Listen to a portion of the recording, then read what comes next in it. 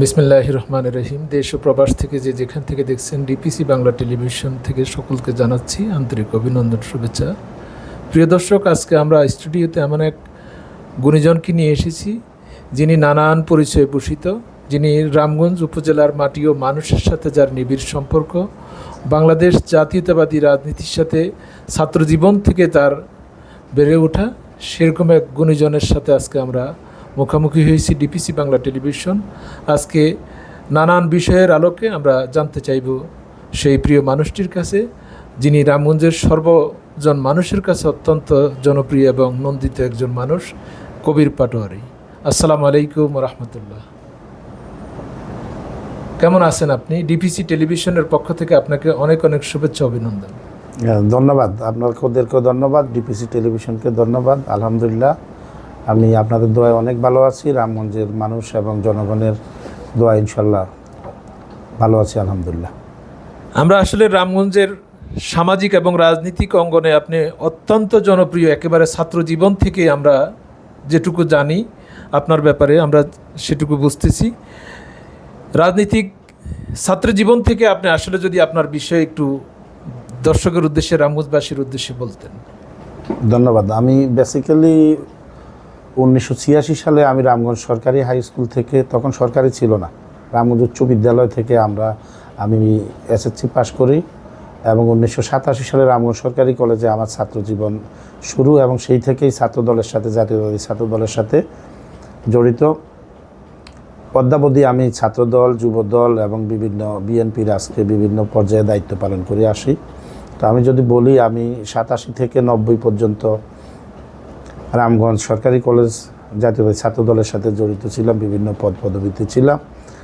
1991 সালে জাতীয় সংসদ নির্বাচন হয়, সেই নির্বাচনে আমাদের রামগঞ্জ প্রথম পৌরসভা ঘোষণা হয়। সেই পৌরসভারও প্রথম আমি আহ্বায়ক হিসাবে জাতীয়তাবাদী ছাত্রদলের দায়িত্ব পালন করি।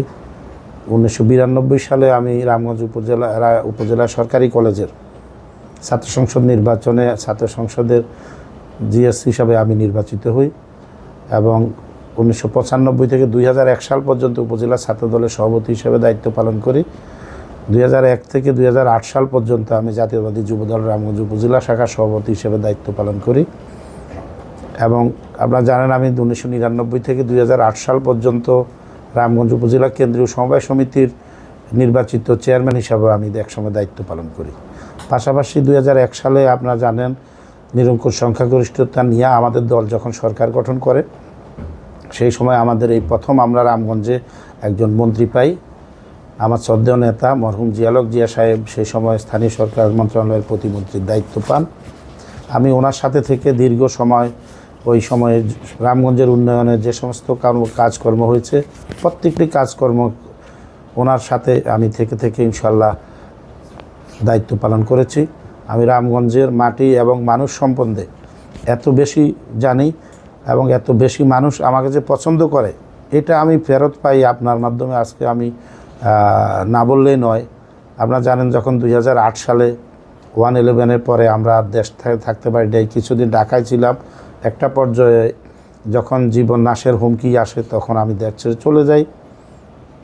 সেখান থেকে আমি ইউরোপের দেশ প্যারিসে চলে যাই এবং প্যারিসে যেদিন আমি যাই তার পরদিন থেকে সেখানে জাতীয়তাবাদী দল বিএনপির রাজনীতির সাথে আবার ওখানে কার্যক্রম শুরু করে এবং এরপর থেকে দীর্ঘ শেখ হাসিনা এই যে প্যাসিস্ট পতন পর্যন্ত আমরা আন্দোলন সংগ্রামে রাজপথে ছিলাম এবং ইউরোপের প্রত্যেকটি দেশে আমরা এই যে বাংলাদেশের যে অনিয়ম, দুর্নীতি, অন্যায়, অর্থ পাচার, গুম খুন, এই সমস্ত কার্যক্রমের আমরা প্রতিবাদ করে ইউরোপের প্রত্যেকটি দেশে রাজনৈতিক অঙ্গনে ইনশাল্লাহ নিজের ভূমিকা, অর্থ, স্বার্থ, মানসিকভাবে এবং শারীরিকভাবে সহযোগিতা করে গিয়েছি। পাশাপাশি আজকে প্যাসিস্ট পরিবর্তনের পরে আমরা যখন দেশে আসি, আমি আমার এলাকায় যখন যাই, রামগঞ্জের মানুষ আমাকে যেইভাবে গ্রহণ করেছে, আমি রামগঞ্জের মানুষের কৃতজ্ঞ। এত বেশি মানুষ আমাকে পছন্দ করে, ভালোবাসে। আমি যদি দীর্ঘদিন বাইরে না কাটাতাম তাহলে আমি এটা বুঝতে পারতাম না। তার কারণে আমি রামগঞ্জের মানুষের কাছে খুবই কৃতজ্ঞ এবং আজীবন কৃতজ্ঞ থাকবে এবং আজীবন, যেহেতু রাজনীতি করি, সামাজিকতা করি, আগামী যেই সময়ে যেই কতদিন জানি না, পরম করুণাময় হায়াত রাখছেন। ইনশাআল্লাহ রামগঞ্জের মাটি এবং মানুষের সাথে আমি থেকে যেতে চাই এবং তাদের সাথে আগামী সময়টা আমি কাটাতে চাই। ধন্যবাদ। রামগঞ্জ আসলে আপনি বর্তমান সময়ের একজন অত্যন্ত জনপ্রিয় মানুষ হিসেবে আমরা জানতে পারি। তো আসলে এখন রামগঞ্জ নিয়ে, আগামীর রামগঞ্জ নিয়ে, যেহেতু এখন দীর্ঘদিন থেকে একেবারে ছাত্র জীবন থেকে আপনি জাতীয়তাবাদী আদর্শের সাথে সম্পৃক্ত, অদ্যাবধি পর্যন্ত আপনি সেই আদর্শকেই ধারণ করতেছেন। রামগঞ্জের মানুষের তো আপনার প্রতি অনেক প্রত্যাশা। রামগঞ্জ নিয়ে আপনার কী ধরনের পরিকল্পনা রয়েছে? ধন্যবাদ। আসলে এই রামগঞ্জের উন্নয়ন আমি জানি না বিগত 17 বছর কিভাবে হয়েছে। সারা বাংলাদেশে যেভাবে এই লুটপাট হয়েছে, অর্থ পাচার হয়েছে, অপচয় হয়েছে অর্থের, রামগঞ্জও কিন্তু এর বাইরে না, ব্যতিক্রম নয়। আমরা যে উন্নয়ন আমরা সেই 2001 থেকে 2006 পর্যন্ত আমরা করে গিয়েছি। আমি রামগঞ্জে এখন যখন যে বিভিন্ন এলাকাতে যাই, রাস্তায় দেখি, বিভিন্ন প্রতিষ্ঠান দেখি, আমাদের খুব কষ্ট লাগে। এবং সেই সময় আর আমাদের রেখে যাওয়া সেই উন্নয়নের কথা, মরম জিয়ালক সাহেবের যে হাত ধরে যে উন্নয়ন রামগঞ্জে হয়েছে সেই সমস্ত উন্নয়নের কথা আমাদের আজকে মনে পড়ে। তো আজকে রামগঞ্জের অবস্থা দেখে আমার মনে হয় সারা বাংলাদেশের মধ্যে যদি অন্যতম কোনো থানা উপজেলা থাকে অবহেলিত, রামগঞ্জ অন্যতম হবে অবহেলিত।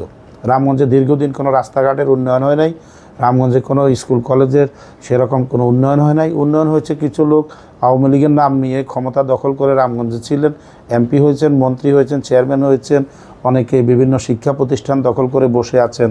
এখনও বিভিন্ন জায়গায় যারা আছেন তারা সেই আওয়ামী লীগের আমলের, এই ফ্যাসিস্টের আমলের লোকজনেই এখনও বিভিন্নভাবে বসে আছেন।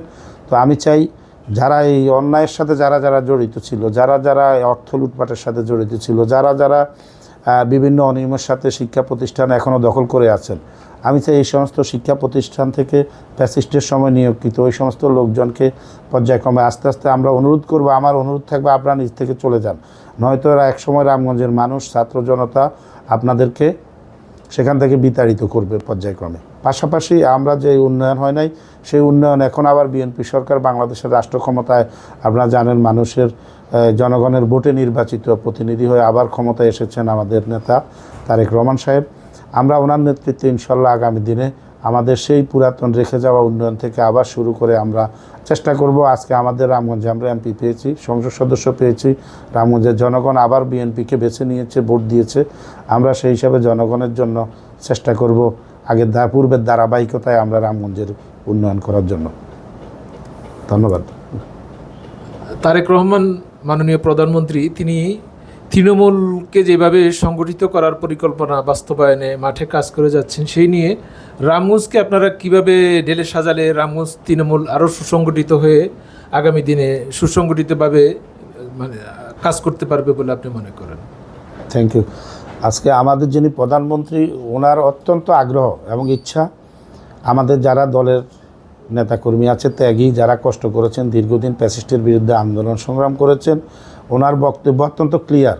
মিছিলের সর্বশেষ ভাগে যে ছেলেটা ছিল তার মূল্যায়নও হবে, ওনার এই বক্তব্য আছে। কিন্তু আমরা বাস্তবে যখন তৃণমূলে যাই, আমাদের গ্রাম পর্যায়ে, উপজেলা পর্যায়ে, জেলা পর্যায়ে যাই, সেখানে আমাদের নেতাকর্মীদের আজকে মনে অনেক হাহাকার, অনেক কষ্ট, অনেক অভিযোগ, অনেক অবহেলিত আমাদের তৃণমূলের সেই নেতাকর্মীরা যারা দীর্ঘদিন আন্দোলন সংগ্রামে ছিল। এখন একটা শ্রেণী এসে যারা ফ্যাসিস্টের সাথে একটা সময় লিয়াজো করেছে, একটা সময় তারা এলাকায় থেকেছে, এখন তারা নেতৃত্বে এসেছে, কিন্তু যারা মূল আন্দোলন সংগ্রামের সাথে জড়িত ছিল তারা আজকে কোনো জায়গায় উপজেলা পর্যায়ে, থানা পর্যায়ে, জেলা পর্যায়ে তারা কিন্তু নেতৃত্বে নাই। তো আমি আশা করব আমার এই বক্তব্য যদি আমাদের জাতীয় নির্বাহী পর্যায়ে কমিটির নেতৃবৃন্দ দেখেন, জাতীয় পর্যায়ে দেখেন, শুধু রামগঞ্জ কেন সারা বাংলাদেশের তৃণমূলকে মূল্যায়ন করতে হবে। যারা যে ফ্যাসিস্টের সময় যারা কষ্ট করেছে, যারা রাজপথে ছিল, ঘরে ঘুমাতে পারে নাই, মামলা হামলায় অনেক পরিবার ধ্বংস হয়ে গিয়েছে, তাদেরকে যদি মূল্যায়ন করে বিএনপি, ইনশাল্লাহ ঘুরে দাঁড়াবে। এই বিএনপিকে বাংলাদেশ মানুষ আরও বেশি বেশি করে আগামী দিনে মনে রাখবে। বিগত দিনে ফ্যাসিস্ট সরকারের সময়ের বিগত দিনে যারা মাঠে আন্দোলন সংগ্রামে নানা রকম মামলা হামলায় নানাভাবে ক্ষতিগ্রস্ত হয়েছেন, এখনের সময়ে যারা অবমূল্যায়িত হচ্ছেন, তাদেরকে মূল্যায়নের ব্যাপারে কেন্দ্রের প্রতি আপনার কী ধরনের নিবেদন থাকবে? না, আমি একটু আগেই বলছি আপনাকে ইতিপূর্বে বলছি, তাদেরকে মূল্যায়ন করতে হবে। এই মূল্যায়নের প্রক্রিয়া হলো এখন আমাদের ইউনিয়ন কমিটি হবে, উপজেলা কমিটি হবে, জেলা কমিটি হবে, কেন্দ্রীয় নির্বাহী কমিটি হবে। এবং বিভিন্ন স্থানীয় সরকার নির্বাচন আসছে আগামী দিনে। আমাদের ইউনিয়ন থেকে পৌরসভা, উপজেলায় প্রত্যেক পর্যায়ে যদি ওই সমস্ত নেতাকর্মীরা সুযোগ পায়, তারা প্রার্থী হওয়ার সুযোগ পায়, তারা নির্বাচিত হয়ে আসে, তাহলে তাদের মাধ্যমে এলাকার যেমন উন্নয়ন হবে, ত্যাগী নেতাকর্মীরাও মূল্যায়িত হবে। আমার বক্তব্য থাকবে যাতে ত্যাগী নেতাকর্মীরা বিভিন্ন জায়গায় মূল্যায়িত হয়, এটাই আমার অনুরোধ থাকবে। অনেক অনেক ধন্যবাদ আপনাকে, আপনার মূল্যবান সময় হতে ডিপিসি টেলিভিশনের স্টুডিওতে এসে আপনি আপনার বক্তব্য ব্যক্ত করার জন্য। আমরা আপনার সফলতা, সুস্থতা, দীর্ঘায়ু প্রত্যাশা করি। আসসালামু আলাইকুম। Thank you. আপনাদেরকেও ডিপিসি টেলিভিশনকেও ধন্যবাদ।